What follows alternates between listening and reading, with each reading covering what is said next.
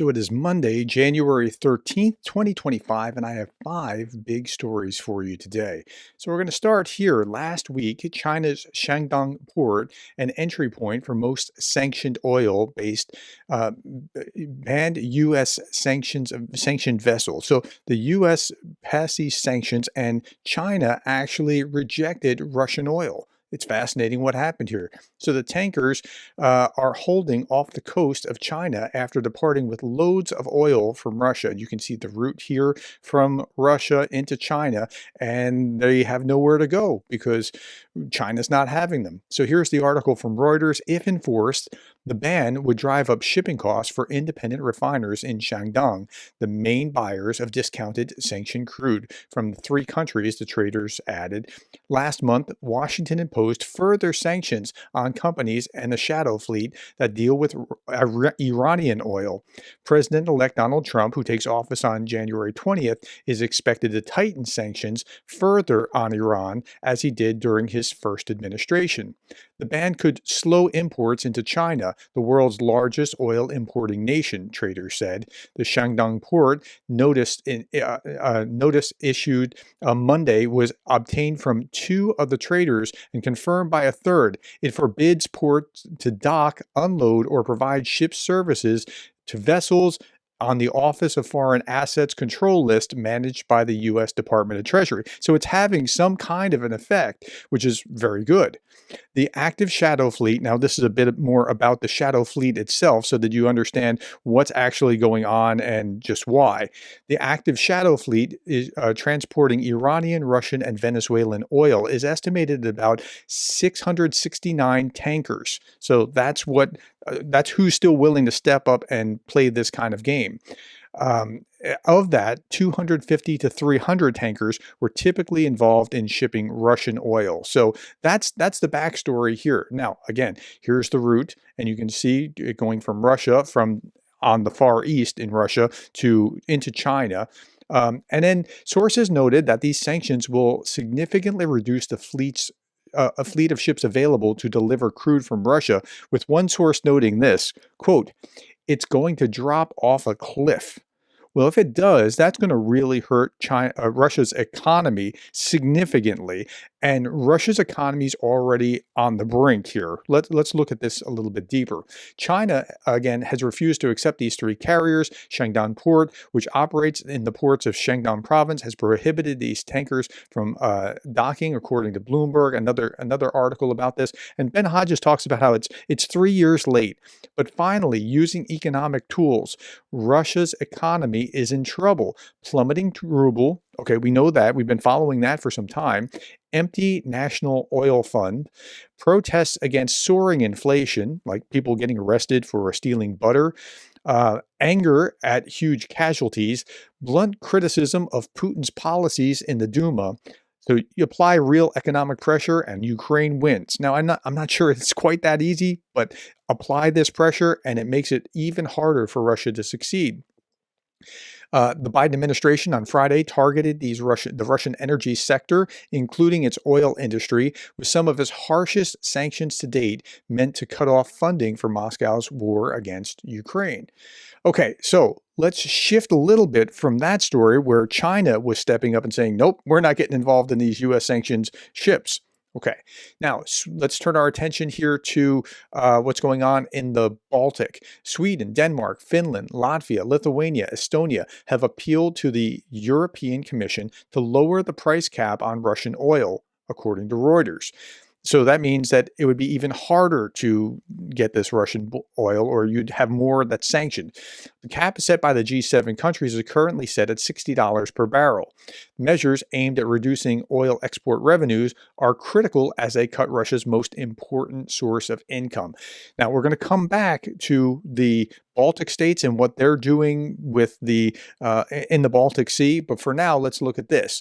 Dubai, the UAE, has emerged as a key hub for Russia's shadow fleet, with companies registered there owning at least 55 vessels listed under the Western sanctions. So of that 600, and probably more of that 200 to 300 of the Russian used vessels, 55 come from Dubai.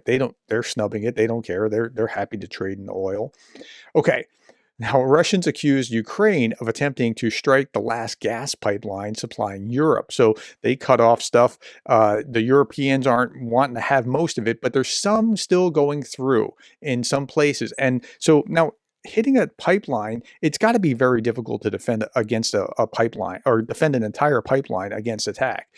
Okay, with 9 Ukrainian drones targeting the Ruska compressor station in Krasnodar Krai on December 11th.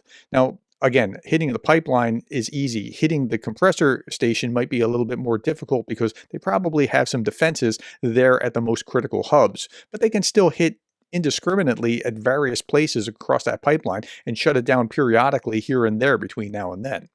Russia's Ministry of Defense claims all drones were shot down, but one caused minor damage to the station, but gas flow reportedly continues as usual. So I don't think it'll be very long for that gas pipeline. Again, Ukraine is very focused on the economic war, and they're taking it to the Russians. Now, meanwhile, Russia's aware of their economic problems. Russia's secret $250 billion war fund threatens economic collapse, says ex-Bank of America vice chairman. Kremlin forced Russian banks to provide 210 to 250 billion in preferential loans to defense contractors, matching its official military budget. So, so they have this like shadow loan kind of program going on with the Russian banks. You're kind of forced to do this. Moscow has been stealthily covering roughly half of its war costs off budget by compelling Russian banks to give soft loans to defense contractors. But this off budget scheme is becoming increasingly unsustainable. And so you see other problems that have emerged. So, for example, Gazprom is announcing massive layoffs in around half the company's core staff and their main office. 4,000 and change in their office, and 2,000 or so are being laid off. U.S. companies, though, are paying some of this bill. U.S. companies pay over $1 billion in taxes to Russia amid ongoing war, those companies that have chosen to stay and continue to do business in Russia. So we talked about the bank loans and that sort of thing. So Russia is in a precarious position economically. Now let's turn our attention to the Baltic and what's going on there with the lines that have been severed in the Baltic Sea. Okay, Estonia's navy is currently leading the NATO presence in the area with a patrol vessel and other patrol vessels and mine hunters and running circuits through the Gulf of Finland, just going up and down, making sure that nothing bad is happening. Well, Sweden is now joining the party. Finland was the one that arrested the ship. So they're taking some measures now. Sweden is joining NATO's new defensive maritime mission in the area. Sweden's navy will deploy 3 ships. Its Coast Guard will deploy 4, and the Swedish Air Force will contribute a plane so that they have a sense of what's going on. And I think this looks like the Saab 340 AE, W, and C. It looks like their version of an AWAC. I could be incorrect about that. I'm not a military guy, but that's what I think that is. Okay, the Prime Minister of Sweden said at an annual security conference that Sweden is not at war, but there's also no peace. I thought that was phrased really well. That's exactly where they are right now. Okay. China, meanwhile, is waging war with the United States, a cyber war against America. We need to have a more assertive cyber response and retain deterrence. China's leadership needs to know that there's a price to pay when they attack our infrastructure, cell phones, banking systems. So here's FBI Director Wray on 60 Minutes, just a 1-minute clip about this. China's cyber program is by far and away the world's largest, bigger than that of every major nation combined. And has stolen more of Americans' personal and corporate data than that of every nation, big or small, combined. But even beyond the cyber theft, there's another part of the Chinese cyber threat that I think has not gotten the attention publicly that it, I think, desperately deserves, and that is Chinese government's pre-positioning on American civilian critical infrastructure to lie in wait on those networks, to be in a position to wreak havoc and can inflict real-world harm at a time and place of their choosing. The Chinese have already insinuated malware into critical American infrastructure. That's correct. Like what? Things like water treatment, plants. We're talking about transportation systems. We're talking about targeting of our energy sector, the electric grid, natural gas pipelines. And recently, we've seen targeting of our telecommunications system. Yeah, and we know that that's happened. Now, here's the thing. Our military doctrine is focused on China as a threat. We in the United States believes that there will be at war with China by 2027, all other things being equal unless something changes, because China has certain ambitions. They conflict with where the US is.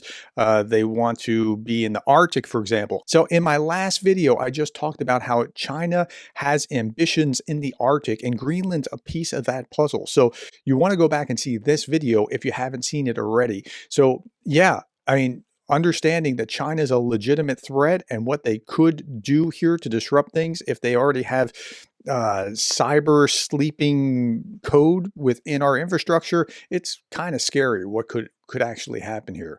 Okay, last thing I want to show you is this. Gary Kasparov says it will shock generations reading history books that the most powerful nations in the world, after amassing unmatched force in an alliance to protect the free world from Russian aggression, are standing by for years as Ukraine is bombarded by Russia, Iran, North Korea. I don't even know what to add to that. That's just, I mean, that's exactly what has happened, and shame on us for allowing that. All right, my friends, that's all that I have. Thank you for your time. Thank you for the likes and the shares and the subscribes. Thank you for being the kind of person that cares about Ukraine.